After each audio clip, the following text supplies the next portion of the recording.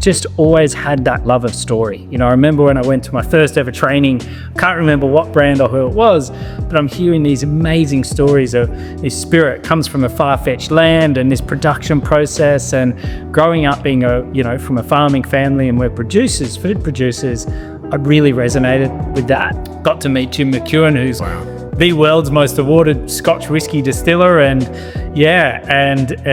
from that, a seed was planted and a friendship was formed, and it was literally this moment of serendipity. And he turned to me, he said, "Eddie," I'm not going to do the Scottish accent, but, I won't do it justice, but he said, "Eddie, I believe we were meant to meet and we're going to start a distillery together." The environment and place where we're from is everything to us. Where we're sitting here is in a barrel warehouse, literally on the footsteps of the rainforest. So when you come to our distillery and our farm, like we just walked through the rainforest, the distillery lives in the middle of our 96-acre farm. It didn't used to be a thriving ecosystem. It was once a barren landscape in 1988. And through my family's life work, we've regenerated the rainforest, planted some 40,000 trees. We also regeneratively farm macadamias. But it is that rainforest which is what crafts all the spirits that we make. Everything that we make, from our Cape Byron single malt whiskey, all our range of Brookies, come from the spirit of the rainforest. So, for instance, our dry gin is distilled with 25 botanicals, 17 are native, but we source about 11 or 12 straight from the rainforest. Depending on seasonality, our slow gin comes from the native rainforest plant, literally from the backyard. It all comes back from that sort of land and that nature, and a bit of being a bit mad and a bit crazy. I could imagine the story of the folks telling their friends in Melbourne they were throwing it all in and moving to Byron Bay to plant trees, but there was a bit of foresight and a bit of craziness in there that led them to what we've got now. The whole premise of B-Corp is business as a force for good. They take a 360-degree snapshot of your business, from environmental impact, social impact, community impact, supply chain impact, environmental impact, and it is an extremely rigorous process, and it's not one that can get bought. So what that means is, as a proud B Corp certified business, we stand up to the highest level of interrogation and sort of, looking in behind the bottle, behind the scenes. Does our business stand as a business for good?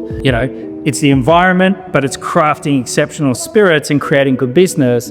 Those two can go hand in hand. We very much are fortunate with Jim McEwen, who's part owner, but I was lucky enough to be mentored and trained, and he's been instrumental in setting our spirit foundation. So, the dry gin, he had an incredible amount of depth of knowledge.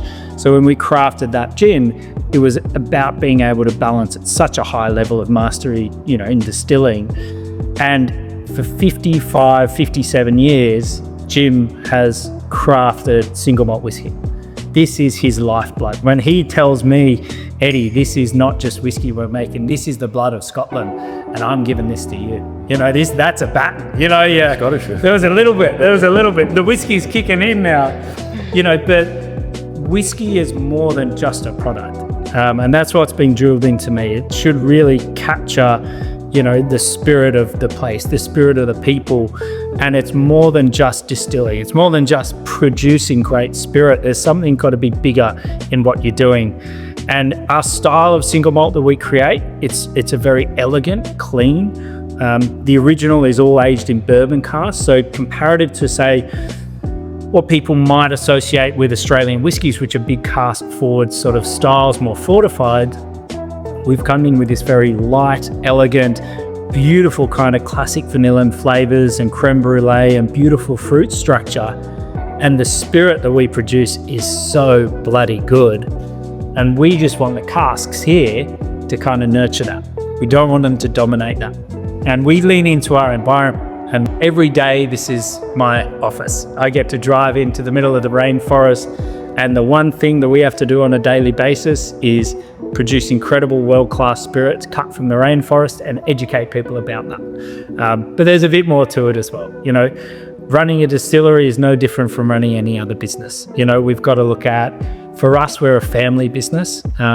So we don't have big external investors. So everything that you can see here has come from investment from our family. And so cash flow is one of the number one pieces in our business. But it's also, in a small business, you wear many hats. You know, one day, and today, these are the beautiful days, I get to share our story. You know, we might have a boiler issue later on this afternoon. So then we've got the spanners out and we're fixing. So there's that many hats that you wear as a distillery owner and a founder.